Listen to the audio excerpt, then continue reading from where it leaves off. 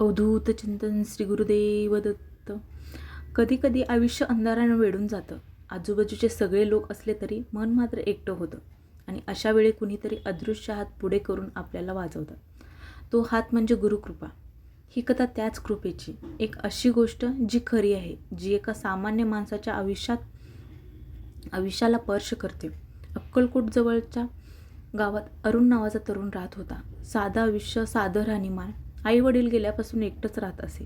सुरुवातीला सर्व ठीक चाललं होतं, नोकरी, मित्र, घर. पण काही दिवसापासून विचित्र गोष्टी घडायला लागल्या. रात्री घरात पावलं ऐकू येत, कधी कधी दार आपोआप चरकन उघडत, स्वयंपाकघरात भांडी खणखणत.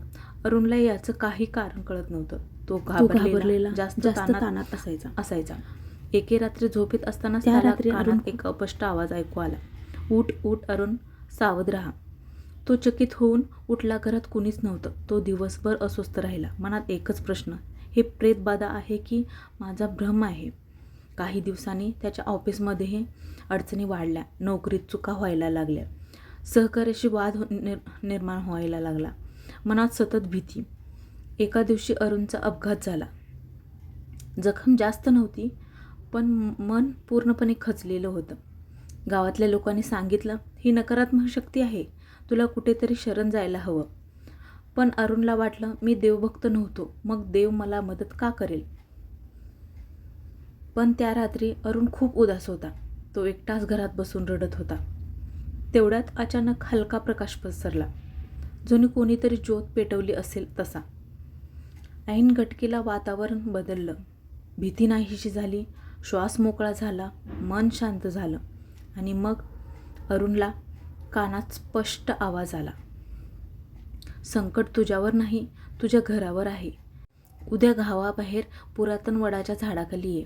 अरुण दचकला, पण आवाज प्रेमळ, करुणा भरलेला होता. त्याने दुसऱ्या दिवशी सांगितल्याप्रमाणे वडाच्या झाडापाशी गेला. झाडाखाली बसलेला एक साधा पांढऱ्या कपड्यातील वृद्ध दिसला. त्याच्या चेहऱ्यावर शांतता, डोळ्यात अपार दया. अरुण त्याच्यासमोर गेला. वृद्ध म्हणाले, तू घाबरला आहेस, पण तुझ्यावर कोणतंही वाईट नाही. हे घर वर्षानुवर्ष दुर्लक्षित होतं. नकारात्मक ऊर्जा साचली होती. तुला फक्त विश्वासाची गरज होती. आणि मी आलो. अरुण थक्क झाला. त्याने विचारले, तुम्ही कोण? वृद्ध हसले, डोळे मिटले. क्षणभरात वाऱ्यानं जमीन हलली आणि पुढच्या क्षणी वृद्ध तिथे नव्हतेच. त्याच्या जागी फक्त एक हलकी सुगंधी हवा आणि धुळीत उमटलेले शब्द, स्वामी समर्थ. अरुणच्या पायाखालची जमीन सरकली. त्याला जाणवलं, काल रात्री ऐकलेला आवाज, आज भेटलेले ते वृद्ध, हे सर्व स्वामीची कृपा होती. अरुण घरी आला. त्याने घर स्वच्छ केलं, धूप लावला, स्वामीचा फोटो ठेवला. काही दिवसातच घरातील विचित्र आवाज बंद झाले. मनातील भीती नाहीशी झाली. नोकरीत तो पुन्हा चांगलं काम करू लागला. त्याच्या आयुष्यात शांती परतू लागली. त्याला समजलं, गुरुकृपा म्हणजे चमत्कार नव्हे. गुरुकृपा म्हणजे योग्य वेळी दिसणारा मार्ग, अंधारात मार्गदर्शन करणारी दिव्य ज्योत.